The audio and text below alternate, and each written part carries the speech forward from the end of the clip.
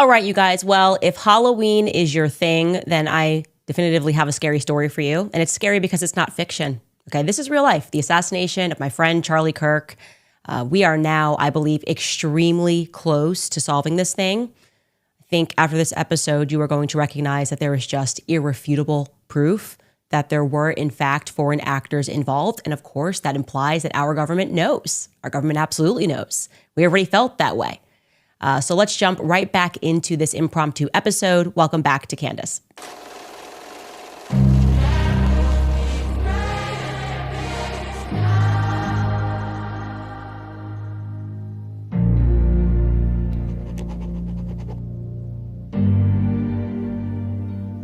Okay, I want to preface this by letting you guys know that I am positively exhausted. I have been up all night, realizing what we were suddenly on the brink of.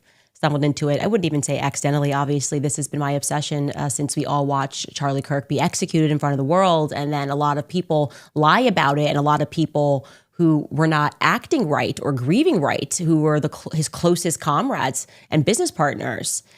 And let's be frank, as I get inch closer and closer to discovering the truth, we should recognize that this is pretty dangerous stuff.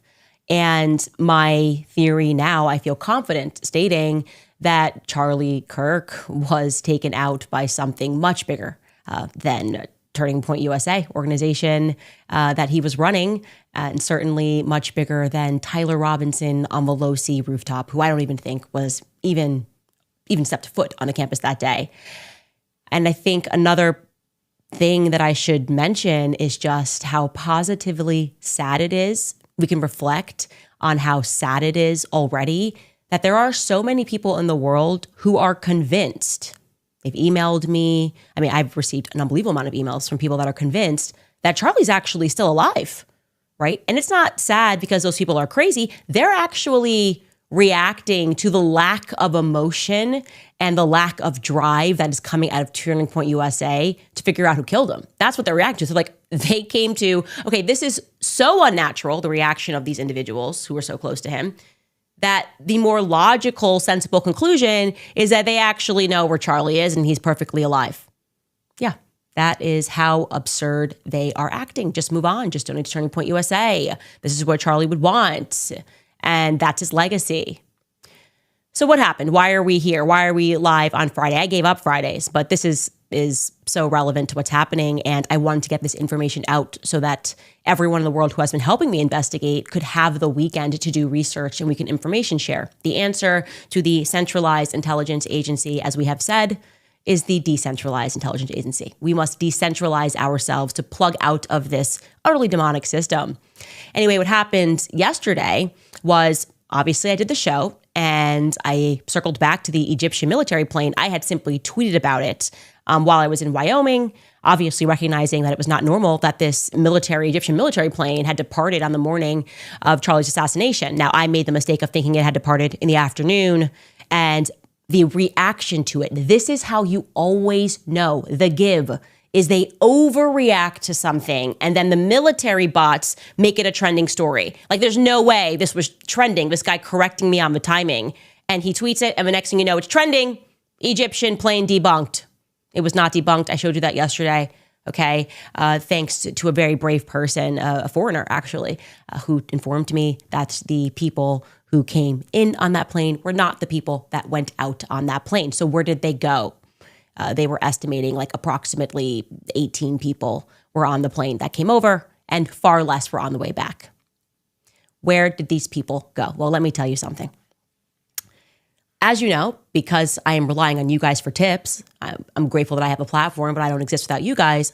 I'm always checking the comments to see if I got something wrong, if I made a mistake, if there's something that I missed. And somebody I just happened to catch gave a live comment right after the show. I was looking at your comments and he said, oh, Candace, that plane, we covered the tail number SUBTT. Just so you know, like a year earlier, that plane was in Utah at the same time as Charlie Kirk. In 2024, I was like, oh, that's pretty ironic if that's true. I was like, it's probably not true, except it actually was true. So I started last night and I said, okay, maybe that was a coincidence. Let me actually since I presented that timeline for you every time it came to America, see if it was always near Charlie Kirk, if it was always near some big turning point event, if something was going on with Turning Point. And the answer, you guys, if you thought once was maybe, twice was a coincidence, 3 times we have a conspiracy, we're at about every single time that we could go back on this plane, and we're not done, obviously. There was something happening at Turning Point USA that was neighboring, okay, in the same city. So I'm going to take you through this timeline. This is so shocking to me, and I've color coordinated this timeline. I'm sure there are going to be some errors. Pick them up, Zionists. Go hard. Make it trend.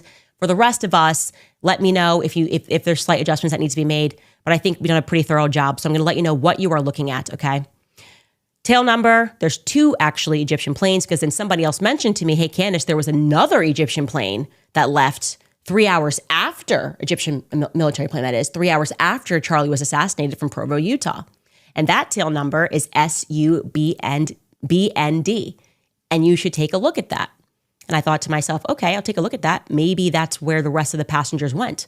Maybe that emptied SUBTT left in the morning, and 3 hours after Charlie was assassinated, or maybe it's the next day. 3 days after. Marcus corrected me in my ear.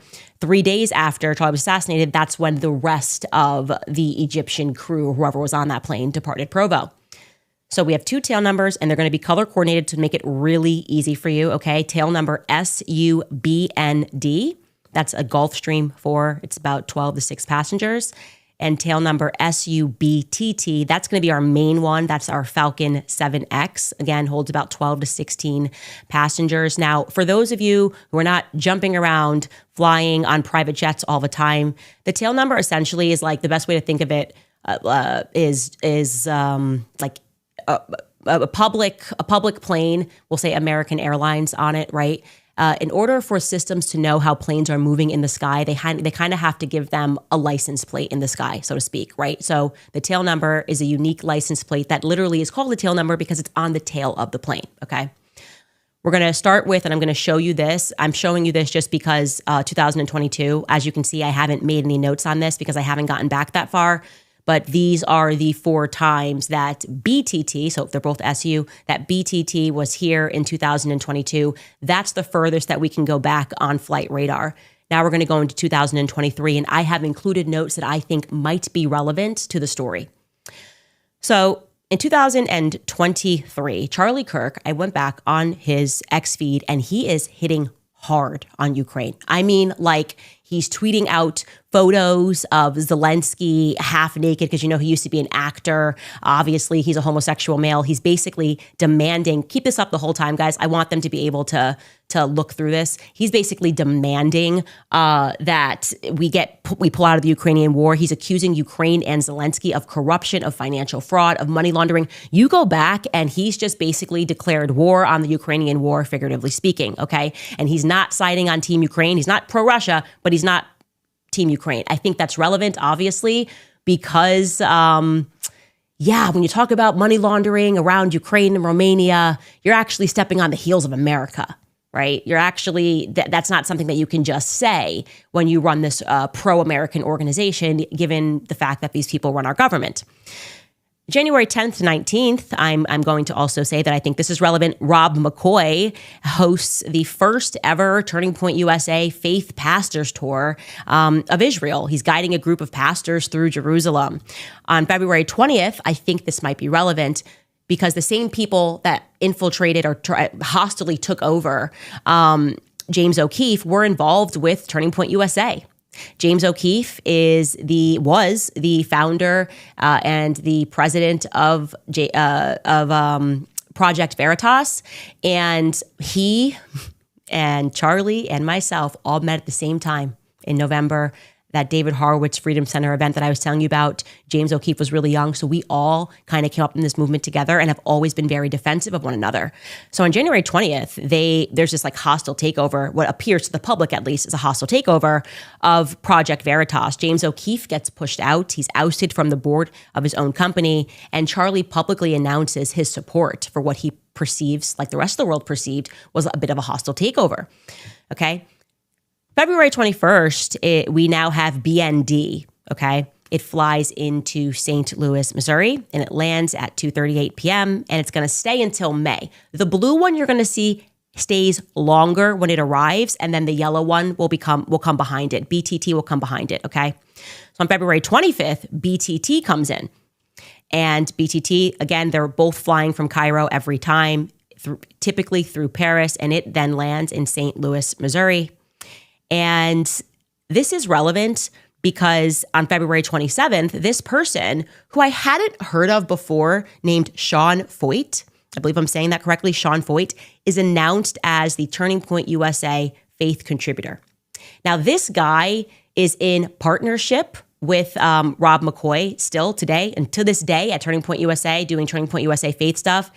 And this is also relevant because by all accounts, this guy is a sleaze. And what I mean is that people were coming forward and saying, the money's looking funny with this guy. He's not a true Christian. He's faced accusations of fraud, of embezzlement. I'm painting a picture for you.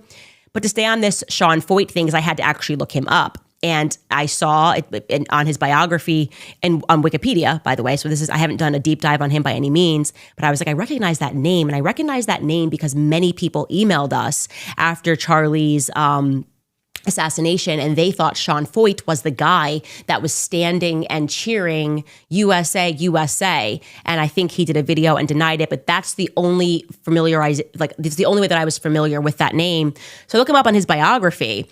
And it tells us that he was born in Montana. He's a son of a dermatologist. That dermatologist is not named. He's, of course, a Christian Zionist, you guys, that's obvious. But he grew up playing music in a New Apostolic Reformation church, okay? New Apostolic Reformation. Going forward, we're going to term that NAR, N-A-R, okay?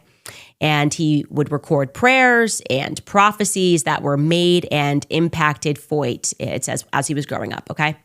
He was a part of the NAR Apostle Shea On's prayer rallies, it tells us, okay? Point being is that he is involved with NAR. Now, the reason why I'm telling you that is because there is a Twitter user, an ex-user named Melissa. She goes by Mel, and she uses the handle Village Crazy Lady. And her and I have been speaking because you just know when someone is a real one out there. And I've been watching her, and I'm like, okay, she's on it. She's like me. She's a mom. We're not messing around with what's going on in the world today. And she's been calling people out left and right. She's not pro-Israel. She's also a Catholic. And when her and I spoke about this Turning Point thing, she said, are you familiar with NAR? And I said, no, Mel, I'm not familiar with NAR. What's NAR? And she was like, I'm looking into this. I'm digging into this NAR thing. There's something here. If you start talking about Rob McCoy, something's going on here. So she's going down the figurative NAR rabbit hole. If you don't know who she is, you should follow her. I told her to pin whatever she's learned about NAR to the top of her profile today. That's Village Crazy Lady. But that's the introduction. So NAR is somehow going to be relevant. Again, we are at an early phase in this investigation. Let's jump back into our timeline here, okay? So he is announced that he is going to be heading up. Rob McCoy is obviously now the co-chair of TPUSA Faith. He brings on Sean Foyt, presumably. And on February 28th, Sean Foyt it's announced that he's going to be heading up the Kingdom of the Capital Tour. So he becomes the face of this Turning Point USA Faith Tour. So, and of course, the first event that they do, as I just mentioned to you, that plane gets to St. Louis, Missouri, and sure enough, Sean Foyt is there. TPUS Faith is there. They are at the Capitol, and they're doing this event. Okay, so interesting. I went, okay, that's kind of interesting. Let's keep going. Now I'm just going to scroll through this because this is timeline one for myself because it's going to keep building everywhere that Charlie is speaking, Let's look at March 24th. 2027. I'll tell you why this is interesting to me. Turning Point USA has their first ever Faith Pastor Summit. I spelled that wrong there. The Faith Pastor Summit, and it's in Nashville, and it's headed by Rob McCoy. And lo and behold, while they're here, there is a traumatizing trans shooting in which the feds engage in a cover-up regarding, okay? You remember this shooting because it was at a Christian elementary school.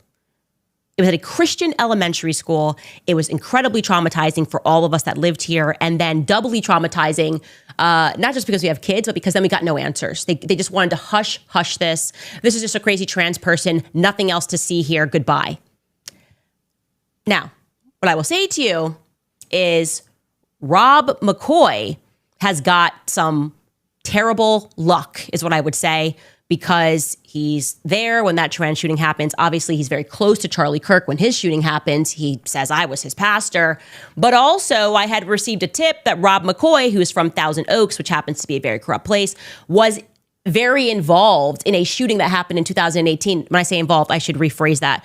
I don't mean like he shot anybody. What I mean is that he was the nearby pastor of a Thousand Oaks shooting that happened at some bar where a veteran shot up a bar.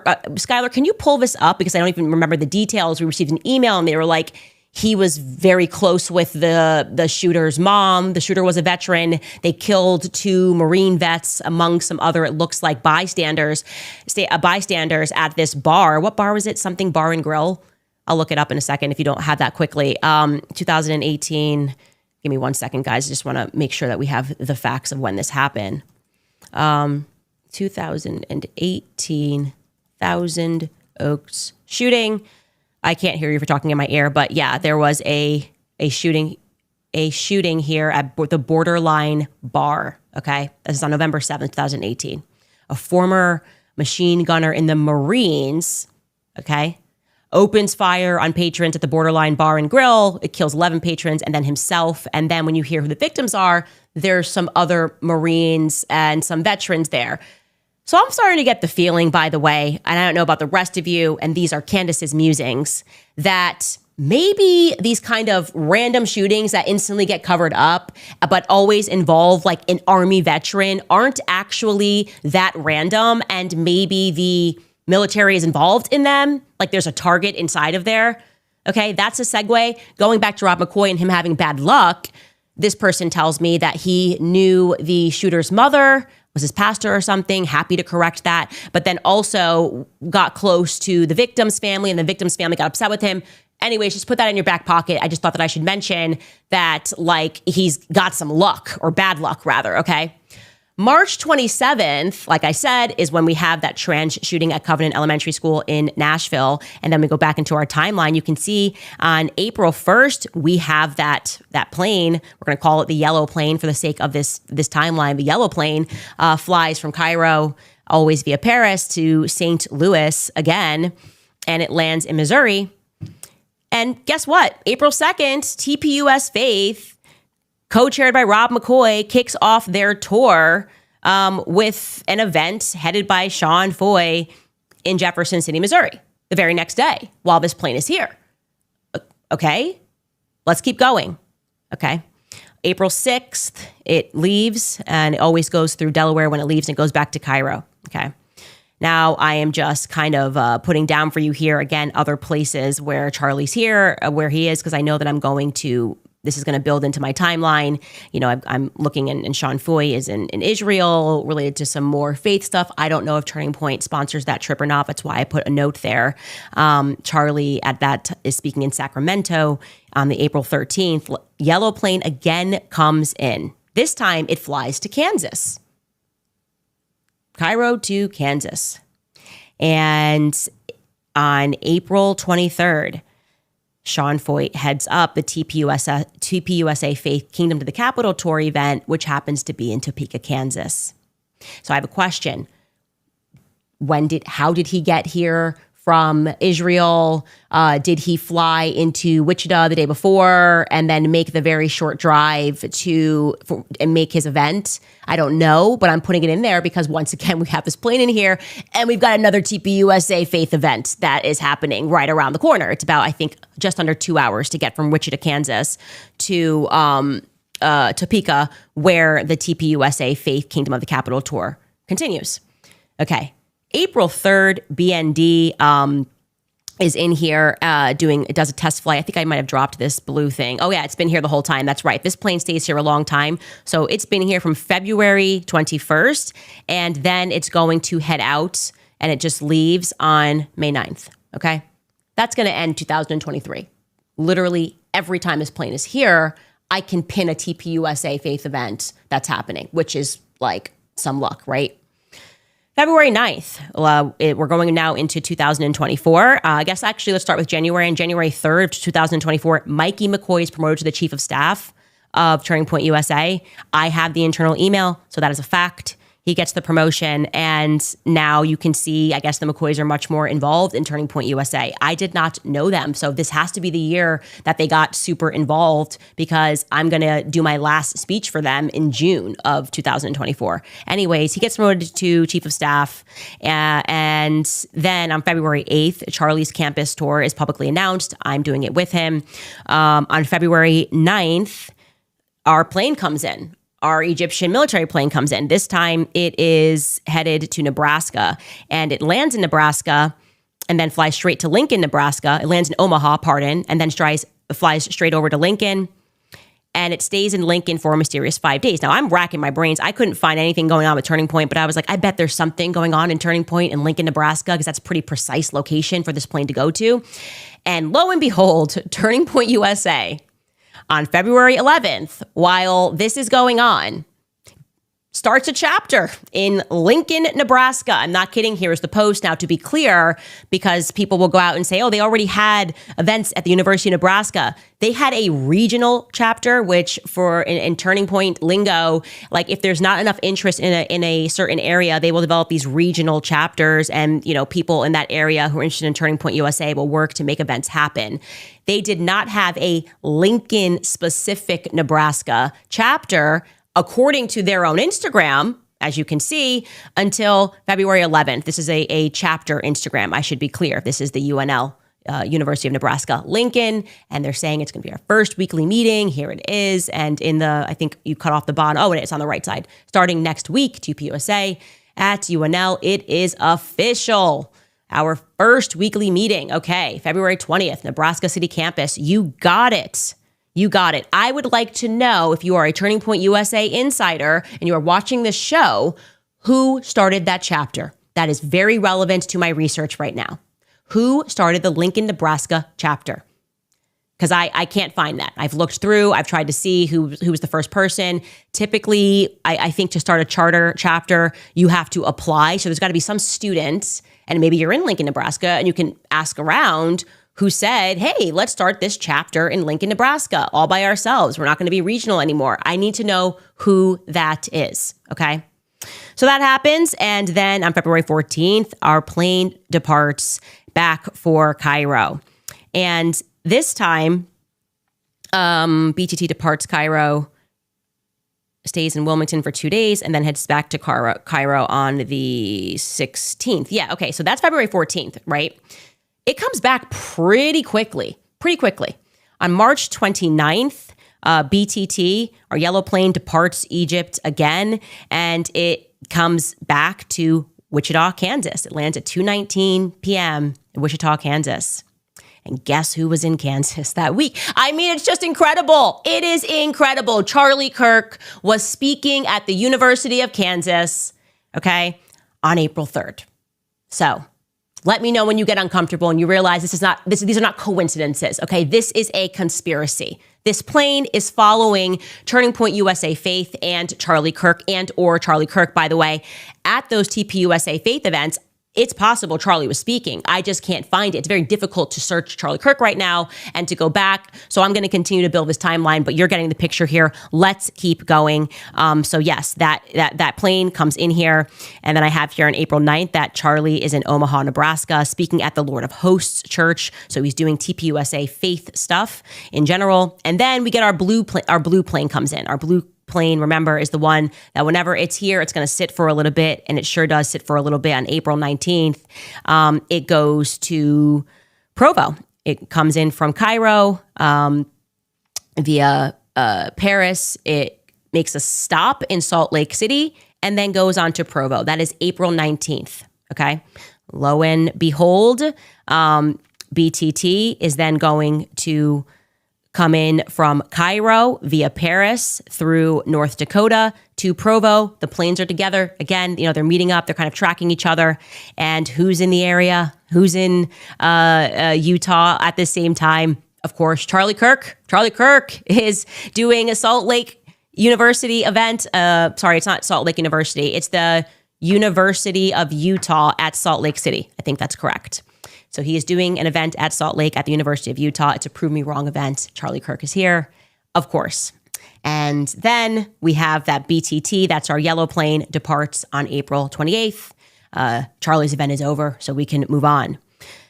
Also have here that Charlie spoke in North Dakota, so he's in the area. And then on July 17th, our blue plane is going to leave, right? It always lags behind our yellow plane.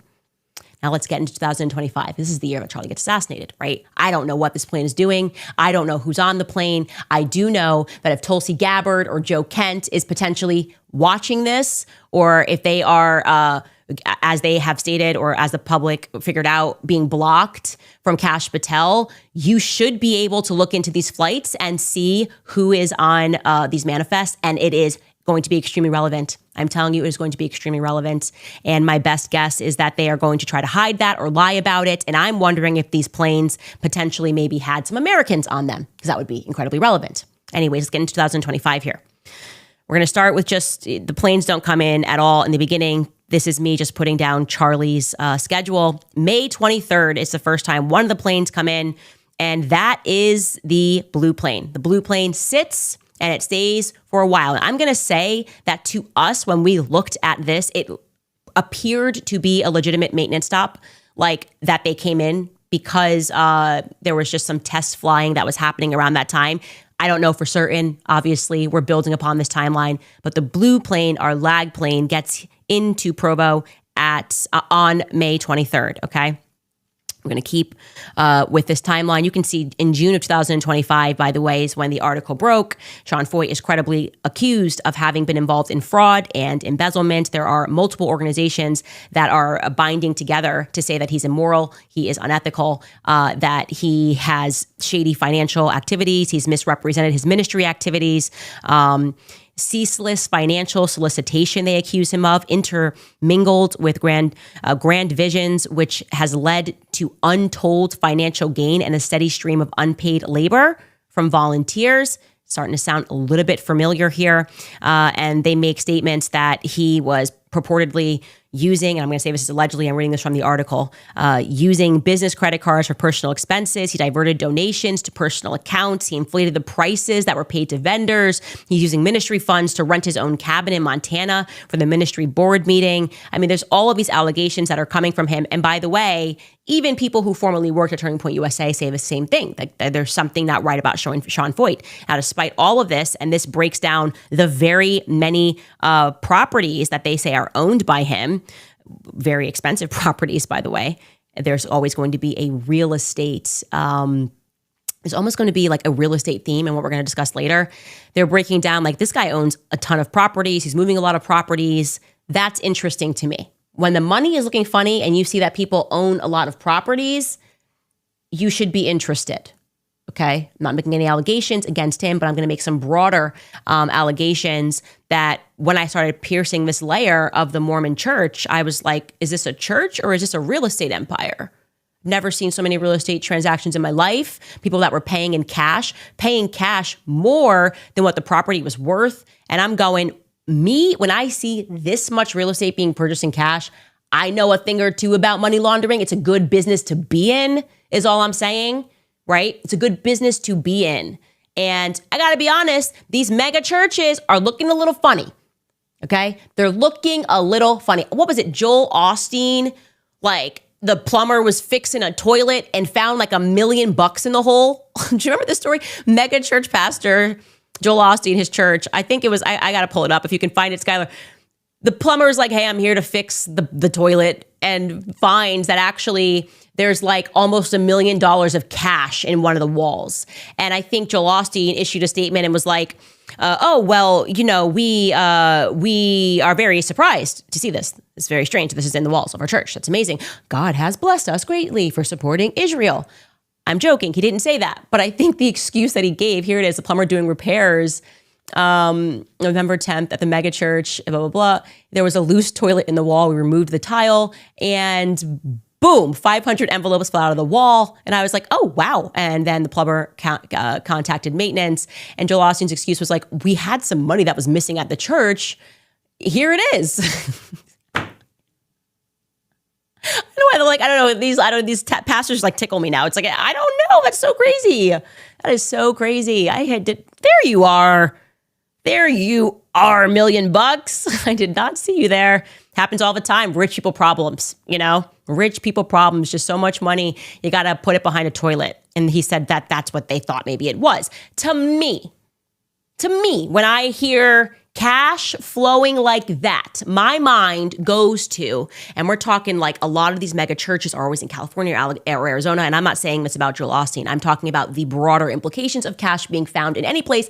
I'm thinking the cartels, right? Like that's where my mind's at.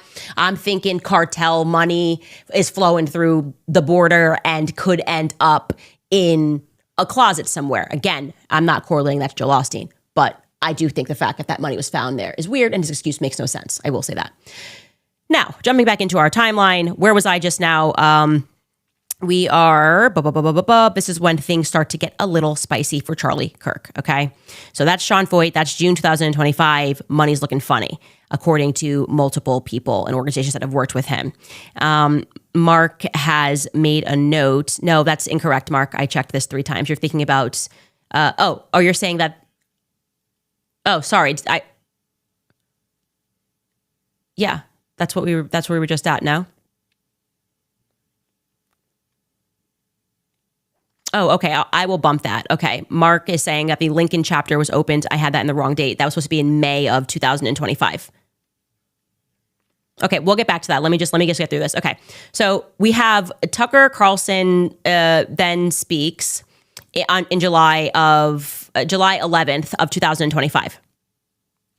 This is a very big deal, okay? Very big deal. Tucker Carlson gets on stage at Turning Point USA, and there is a donor panic, an absolute panic. He gives a speech. He calls out Jeffrey Epstein, right? He's calling out Jeffrey Epstein. Dave Smith is speaking. They're talking about Israel being a problem. He's getting cheers from the crowd, right? This audience being like, yeah, no, why are we married to this like nation in the Middle East that happens to be committing a genocide? But he also says things like, people that serve in foreign armies should probably have their citizenship stripped, something along those lines. And he also muses about where Bill Ackman's wealth comes from. And yeah, it's just a speech, which, by the way, Charlie was the one who told him backstage, go hard at Israel, right? He's done. Charlie's done. He just is. That's just the reality, which is why it was crazy. I mean, people were trying to lie about this. I was like, this is lies, will not stand. And he's telling Tucker Carlson to go hard in the paint. Now, I know for a fact that when Tucker came off stage, one donor immediately, a woman who I have not named yet, instantly started yelling at Charlie. Charlie then gets the full donor squeeze. You are not allowed to be anti-Israel. This feels like a good time to mention that the last time that I spoke at Turning Point USA's conference in 2024, there was this random sidebar conversation that I had with Tyler Boyer. Tyler Boyer is the king of shady at Turning Point USA. He is the one, like I said, he has hired every person around Charlie. Joke's on you if you think Turning Point USA is a Christian organization. It's a Mormon one, okay? And Tyler Boyer said to me backstage, there was something going on with like Charlie Kirk and Nick Fuentes. I can't recall. This is, again, 2024. And I said to him, why don't you just have Charlie debate Nick? Like the common sense thing to me is just like have the debate, right? It's not a big, it's like all of this. I think Nick had maybe come actually to the conference with like some people because he was doing that for a little bit. And I was like, why don't you just like debate him? Like, I don't know, I'm like pro conversation. And Tyler said to me, Turning Point USA will just always be pro-Israel. Like we're just never not going to be pro-Israel. Didn't think anything of it at the time, but in retrospect, it's kind of a weird thing to say. Like, what do you mean it will never be anti-Israel? What do you mean it will always be pro-Israel? That's just what we are. We're pro-Israel. What do you mean that's just what we are? You're supposed to be an organization that's dedicated to free speech. And what comes with free speech is the ability to think freely, the ability to process the information that is being spoken to you and to think freely. You care about free markets, which I think actually it relies upon free speech to have free markets. I don't even think the markets are free right now. And so I'm just trying to understand this concept that Turning Point is just never going to not be pro-Israel, actually, in the retrospect. And so if we fast forward a year later, Tucker Carlson's on the stage and his hype boy, his hype man is Charlie Kirk, and he's like, just hit him hard. And he goes out there and he hits them harder than anything. And suddenly there's an explosion, right? And they're really angry. They are very angry. Josh Hammer is angry. Seth Dillon is angry. Far be it from them to ever tell the truth about that. These people were going to lie. Oh, he never blinked, and we were just his greatest supporters. Bob Shillman is angry, and they're basically saying, Charlie, this can never happen again, and you have to be pro-Israel. That's kind of the vibes that they're putting down, okay? That happens July 11th, and now our plane is coming back from Egypt. Just 9 days later, it goes through Omaha, Nebraska at 11:37 a.m. It departs, and it heads over to Lincoln, Nebraska, and it stays there for 6 days. I would love to know, and again, anybody who has the ability to pull the files, maybe you just work at the airport, I really would like to know who was on that plane. I think this July 20th date is very important. Very important, okay? I think the post-TPUSA conference dates are critical to what happened here, okay? Then Charlie speaks to New York, and after that, he heads up to New York in the Hamptons, and Charlie Kirk himself, described it as an intervention. Seth Dillon is lying through his teeth. Okay, people that were there said Seth Dillon was rowdy and pushing Charlie on his views on Israel. Charlie himself described it as an intervention that was staged over his viewpoints on Israel. Okay, and maybe they were going to see if they could fix them. You know how every episode of Intervention ends. They ask you if you want to go to rehab because they love you. Okay, they read the letters. Ooh, Charlie, I remember you. You were so brave. You were so brave, and you loved Israel, and you understood that your job is to be a good little goy and do what we say. Ooh, I miss you. Do you want to go to rehab? But that phone call wasn't coming in from mom or dad. It was coming in from Bibi Netanyahu. And that's kind of terrifying, actually. Bibi Netanyahu is like pretending to be your friend. Hey, come to Israel. And how do we know that happened? Because Bibi told us himself. So this is not in dispute, right? Bibi raced out of the gate to establish Charlie Kirk as like Israel's top goy. And he said probably too much. He said he called him 2 weeks ago and he invited him to Israel. And the part that he left out was Charlie declined. So when he got the phone call to go to figurative rehab, Charlie said, no, I'm good, actually. Bibi offered to fund Turning Point to the next level, okay? Andrew Colvett should be able to confirm that, yes or no. Don't dance around it. I don't like with dancing. Him and Alex did, oh, this, blah, blah. It's a yes, okay? Take it to the next level. With what money, though, actually? It is relevant, and it is true that Charlie did not know where the money was coming from. That's why he established Doge, okay? He did not know where the money was coming from or where it was going to. That sounds to me like a very sophisticated money laundering operation could have been happening under his nose. Now, I'm not a forensic accountant. I am saying this so that those of you who are forensic accountants can go do what you do and figure out, for Charlie, establish the internet Doge, okay? Where was the money coming from and where was it going to? And then my Turning Point insiders tell me the money was indeed looking funny. Okay, it was just a lot of money coming in really fast, then going out really fast. And I can tell you what it sounds like. We don't have any facts on that. We only have just a sense of Charlie's emotion at the time. He says, no, Bibi, I don't know maybe where this money's coming from. I'm good. I'm not going to go to rehab in Israel, and I'm not going to take your money. Charlie says no. Okay.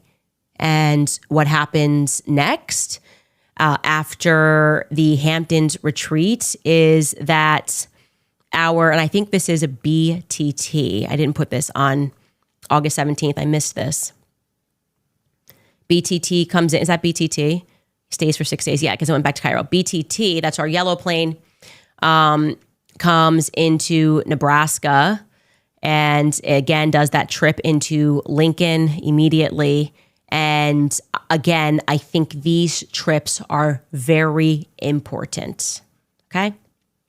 Turning Point USA insiders, I know some of you guys are becoming more and more courageous.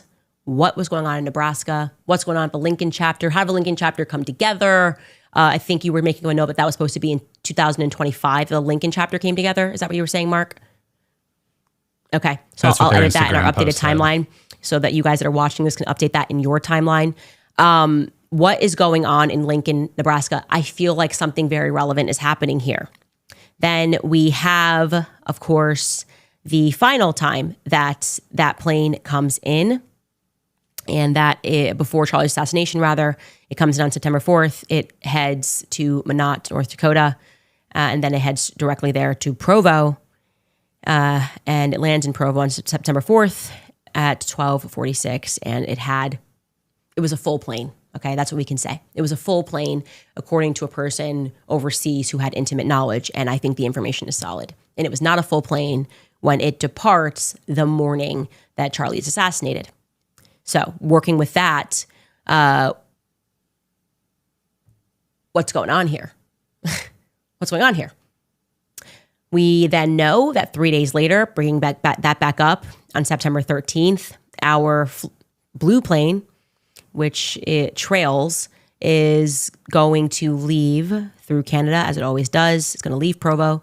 It's going to go through Canada, through Paris, and back home to Cairo 3 days following Charlie Kirk's assassination. Did that plane perhaps have the rest of the people that were left behind? What is going on? I want to know. One more thing that I want to mention to you. And Skylar, I actually didn't tell you. I want to make sure that you pull up just what I want you. Okay, under the notes from me, Charlie, because this is stuff that we're working on. I mean, Charlie, goodness. The notes from me, Skylar, it says 2 jets that landed from Arizona into Provo, because we started tracking those jets because I think the planes are going to tell us a story. If you could just copy that, and from there up into the 9/11, yeah, that'd be great so that they can see that. We started then looking at the planes that day, and something that struck us as actually, Charlie, Charlie, goodness, Skylar, if you could just delete the name of the agent is the only thing I would delete because it's not relevant for them. I mean, it's obviously public information, but we don't want this person to get inundated.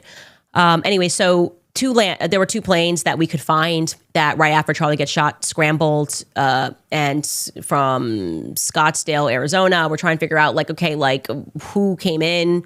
And something that caught us, something that we think is interesting, is that the tail number 940JD, right, had a day where they went up from Scottsdale in the morning. And I think it was, if you want to bring that up, Mark, at 7 o'clock in the morning they left. If you want to pull it up, that's N40JD. I want to say it leaves at 7 o'clock in the morning. Oh, no, that's the other tail number. Just kidding. The G5 plane. Okay, switch that. This is why he needs to bring this in. Tail number N102DZ. We'll have it up in a second. N102DZ we're interested in because at 7:12 a.m. in the morning in Scottsdale, so that's local time in Scottsdale, it flies from Scottsdale to Salt Lake City. So instantly I was like, oh, this could be Charlie's plane. But then, why would Charlie fly into Salt Lake City? No, he would fly into Provo, obviously, because Salt Lake City is 60 miles away. You don't fly private so that you can then take a 60-mile car, unless there's some reason that you would have to, like the airport was closed. And I don't think that's true. Maybe it is. You guys can let me know. But this plane flew from Scottsdale and then landed in Salt Lake City at 9:23 a.m. local time. And then Charlie gets shot at 12:23, and this plane scrambles. And it leaves Salt Lake City and it heads to Scottsdale at 1 o'clock p.m. So that's pretty quick, but coming from Salt Lake City doesn't make sense to me. So I'm thinking this had on somebody, but why did they go to Salt Lake City? That's what I'm trying to figure out, okay? And so that G5 plane then gets back to Scottsdale at 1 p.m. local time, right? Because they're going to gain time going backwards. And then they are only on the ground for 15 minutes. They turn around and they go right back to Scottsdale. It's possible this plane picked up Erica. It's possible this plane picked up. There's a lot of people that were coming in. I think there's I don't know Mikey McCoy's wife's name. I think she said she was there. Mikey McCoy was there. I don't know who was on this plane. But I'm wondering about that first trip, not even the second trip. It makes sense that you would obviously go pick up people. We know people were racing there. Everyone has told the story 1,000 times. But why was this plane in Salt Lake City in the first place? That's what I'm interested in, I guess, if that makes sense to you guys. And that is what we have been working on. All right, we are going to take a break here quickly, and then we'll be right back. All right, you guys, I'm going to take a brief pause here to tell you guys about PreBorn. You guys know that I love them and the work that they are doing because I think we all recognize in this moment that silence is not kindness. Silence is consent. And right now, the greatest silence is surrounded around the topic of abortion, the lives that are lost before they are even allowed to take their first breath. If we are going to call ourselves defenders of life, we should act like it. That's why I'm asking you guys to join me to fight back with action, with truth, and with love. For just $28, that's what it costs to give a free ultrasound to a woman that is in crisis and considering an abortion. Just $28 helps her to see the life that's growing inside of her. It gives her the truth that our culture does not. So you shouldn't sit this one out. Don't wait for permission. You can be bold. You can be clear. You can be unapologetically pro-life by heading to preborn.org/Candace right now. Give $28. You can even give 10 times that if you'd like to. This is the line that we should all hold, and it's time to stand on it. Standing for truth and what is right by saving lives from abortion and standing firm in the gospel. Again, that is preborn.org/Candace to provide an ultrasound for just $28. Also want to tell you guys about the Wellness Company because it is officially cold and flu season, which means that it's also flu shot season. And after everything that we have been through over the last 5 years, the number of people that are actually getting the flu shot is at a record low. Not to mention the fact that according to the CDC's own data, the flu shot is only moderately effective, whatever that means. And that's not even accounting for vaccine injuries, of course. There is a much better way to stay healthy. You can grab a contagion emergency kit from the Wellness Company. If you wake up with a sore throat or a runny nose, you can address those symptoms immediately with a doctor-prescribed kit that contains ivermectin, hydroxychloroquine, a generic Z-Pack, and there's a lot more in there too. It's like having an urgent care clinic in your own home. You can use that contagion emergency kit from the Wellness Company. And I do it simply because I refuse to be trapped in line at the emergency room or to rely on expensive insurance for catching a simple cold. You can just open the kit when you get it, reference the doctor-written guidebook for safe use, and you can get right back to life. The kit is literally a lifesaver with thousands of reviews from people just like you and me who had their kit ready in a time of need. So head to twc.health/Candace today and use code Candace and you'll save $48.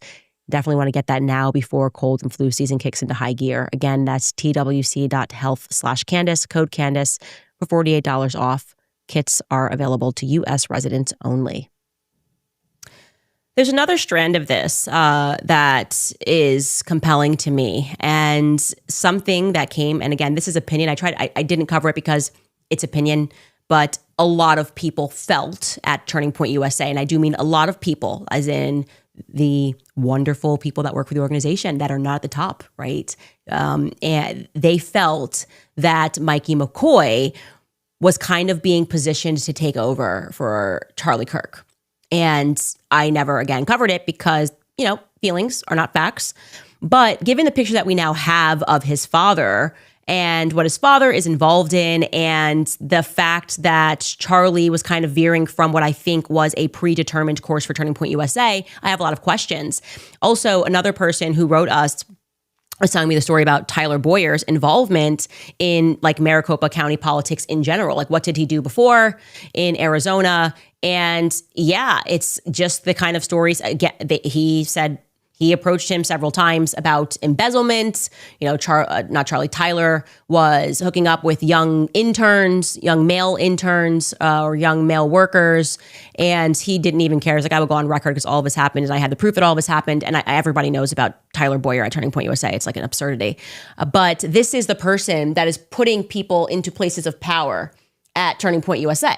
He's just involved. And something that was interesting is also how many Russian speakers there are. I was telling you, UVU, there's just a lot of Russians and people who study Soviet studies. Even the president of UVU majored in Soviet studies. Tyler Boyer majored in Soviet studies. He's a fluent Russian speaker. He spent years. And I'm going to assume when I say they speak Russian, that they're probably more tied to Ukraine.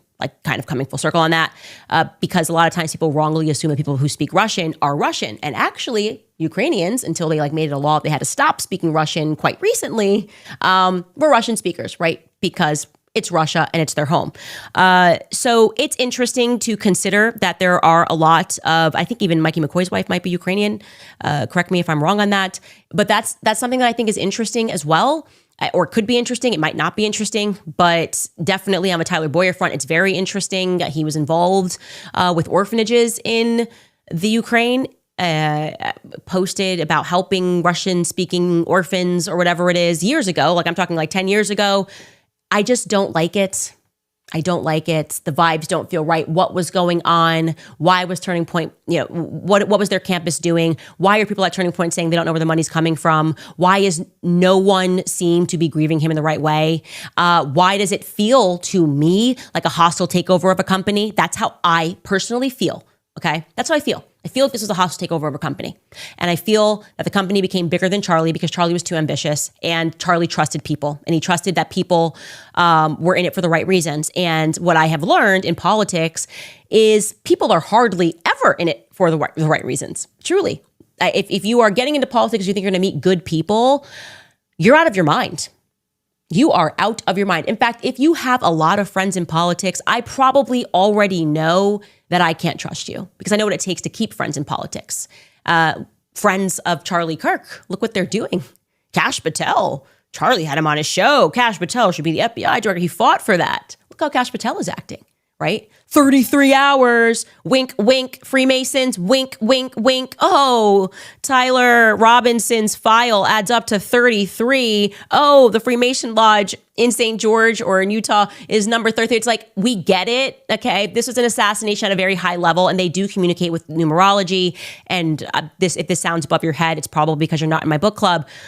But it is just, to me, the most sinister and sickening thing that these people can lay their heads on the pillow at night and they were just going to keep going, okay? I feel a lot is adding up and that more people need to look into Turning Point Faith. They need to look into NAR. Again, I would follow Village Crazy Lady on X. She's fantastic at research and she has been keeping them on their toes with research, and that is the area that she wants to go down. I can only chase so many rabbits, and I think what we have an understanding of is an apparatus that was about anything but faith, okay?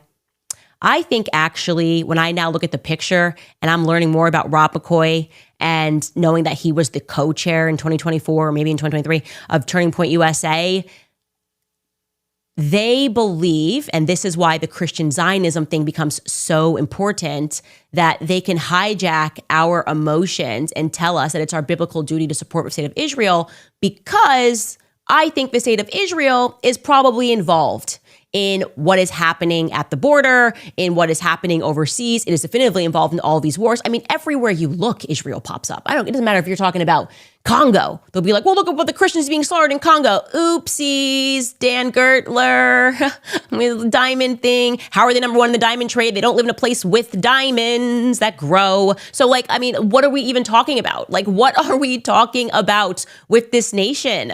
What are we talking about? Charlie was a Christian Zionist because he believed that was true. And I actually believe it is a perversion of scripture. And I am begging you all, those of you who go to these mega churches, those of you who are evangelical, who follow these evangelical influencers, you are probably noticing about now that they are mum on the topic of Charlie Kirk. They want to move on. They want to let it be known that it's just a trans shooter. Not one of them is standing up and going, no. I spiritually feel that something is wrong. We all feel that something is spiritually wrong, and yet these people are trying to tell you if there's nothing to see here. That needs to be your wake-up call. If there is going to be a turning point, it is not going to be the one that they expected, okay? I sense that. There will be a turning point, but it is not going to be the one that they were banking on, where a bunch of Christians are sold slop and are told that it is their God duty to support the nation of Israel, while looking away from the fact that they're acting real weird in the hours after Charlie's assassination, doing way too much. Man is cartwheeling to tell you they had nothing to do with it. They are asking you to set aside your instinct, your gut instinct, your God instinct. You recognize something is wrong. That's why you're watching this show. You are recognizing that the people around Charlie are not acting in the way that they should be acting, that their emotionality is not meeting the moment of violence that we all witnessed. Instead, they're turning on me. They're making videos about me for investigating. They're lying to you about where Charlie was on his faith journey. That's hush hush. The Catholic thing must stay hush hush. Why?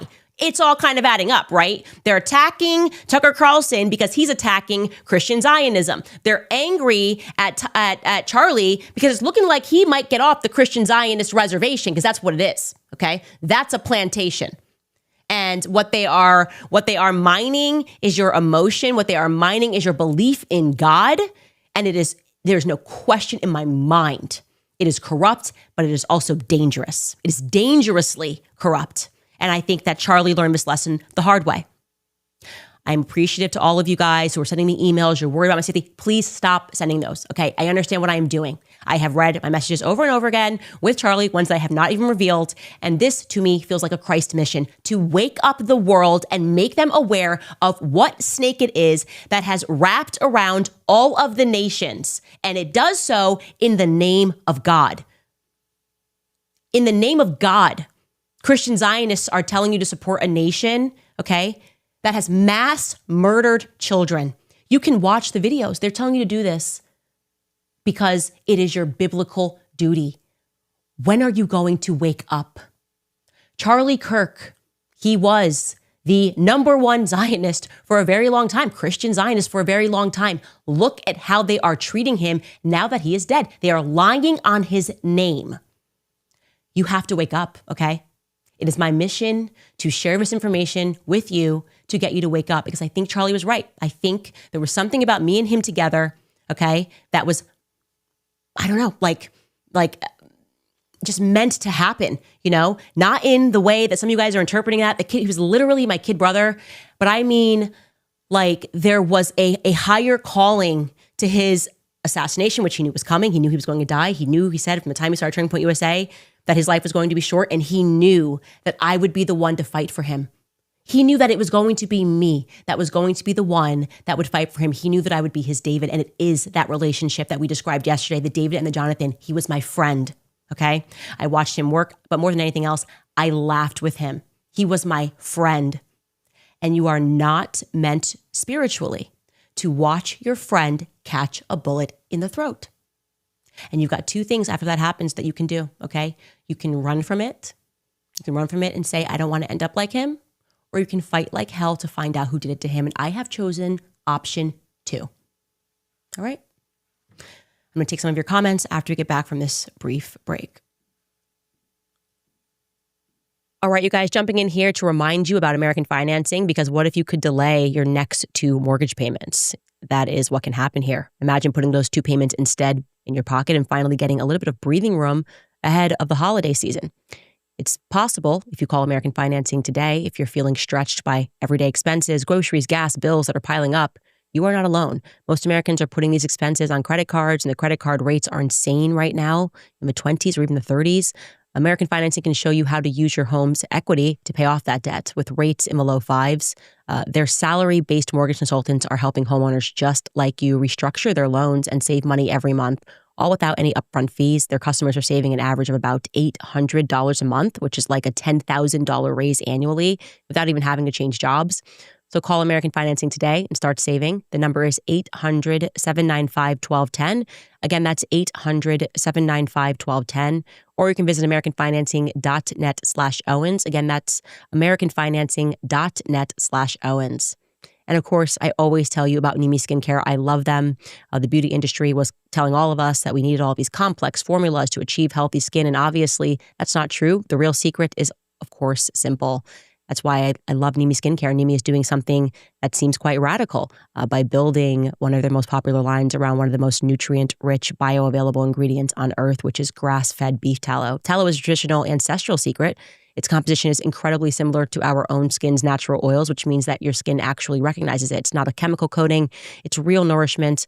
Nimi has 2 products from their tallow line that you should definitely know about. First, for your daily hydration, there's a Sunshine Tallow Cream. This is going to be your go-to moisturizer. It's light, it absorbs quickly, and it does not leave you with that greasy feeling. They combine that with Suling aloe vera and jojoba oil. It's perfect for your face and body to create a strong, resilient skin barrier against the daily grind. And then for the problem areas, they also have the Buzz and Tallow Balm, which is an ultra-rich balm that uses tallow and beeswax to create a protective barrier. It locks in moisture. It shields your skin from the elements, allowing it to heal.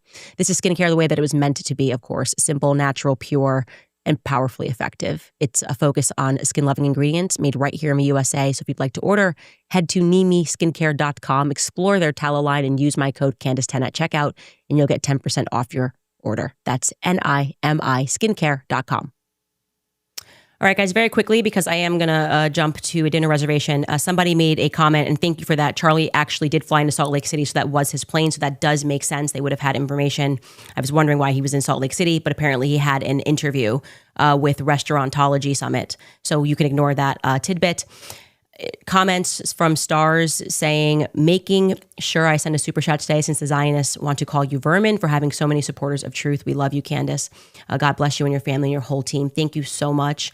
Jill writes, I'm so disappointed in my pastor, Jack Hibbs. He was so close with Charlie, and yet he hasn't said nearly enough, in my opinion. Well, Jill continues, Christian Zionist loyalty to Jews and Israel seems to have replaced loyalty to God, the church, and the truth. Yeah, well, look, he's another big pastor, and I can tell you about Jack Hibbs. He was another person that PragerU was pushing to me, wanted me to interview him. I may have even interviewed him. I can't remember, but they were like, Pastor Jack Hibbs. And now I look at that and I'm thinking that's part of an operation. That's likely part of an operation. All of these people that they wanted me to platform, Lila Rose, Jack Hibbs, Tim Ballard. I look back on that stuff and I'm reflecting and I realize that, like I said, I had handlers and they were directing me to do things. And I never really questioned the things they were directing me to do until today. So Jack Hibbs was also a part of like a Turning Point USA Faith events. And I am looking at Turning Point USA Faith sideways, especially because like he doesn't even care about the allegations against Sean Foyt. And what are they doing? It doesn't matter. We're just going to keep on continuing working with him. Rob McCoy. Alpaca Renee writes, God bless you, Candace. You're a warrior for such a time as this. Thank you for all of the hours of digging to find the truth. I pray. Jeremiah 29:11 over you and your family. Thank you. Voiceless writes, I'd love to see how Google Trends line up with these flights, names of people who died in these shootings, shooters, etc. Well, as it turns out, one of those planes, I forgot to mention, and it's the second one, the blue plane, I believe, was Googled by Israel. The tail number for that plane was Googled by Israel on September 8th, 2 days before the assassination. So take from that what you will. Tim Morgan writes, Candace, check out Sean Foy and the allegations of financial ministry mismanagement online. And he and Pastor McCoy are planning a courageous Christianity tour to honor Charlie. I am really begging for the real Christians in this world to research these men, to watch this episode over and over again, to consider what I am telling you, that there has definitively been an infiltration and Christian Zionists are at the helm of it. And I understand I'm at war now with all of them. That's fine. Okay. I understood that I was at war the moment Charlie caught the bullet. Okay. I get that. That what could follow? It's got to be war, right? It's either total submission or war. And I'm not going to submit to these demons. Anyways, you guys, I'm sorry if I missed your comment. Norman Finkelstein, the interview with him, we bumped that because I felt like this was so important to get out because we need to information share. That interview is going to release at 7 p.m. Eastern. So in about 30 minutes, if you stick around, it's an amazing interview and it's a timely interview given what I am saying to you about Christian Zionism. You need to wake up to what has happened in Gaza and what has actually been going on. And the scales may fall from your eyes as quickly as they fell from mine.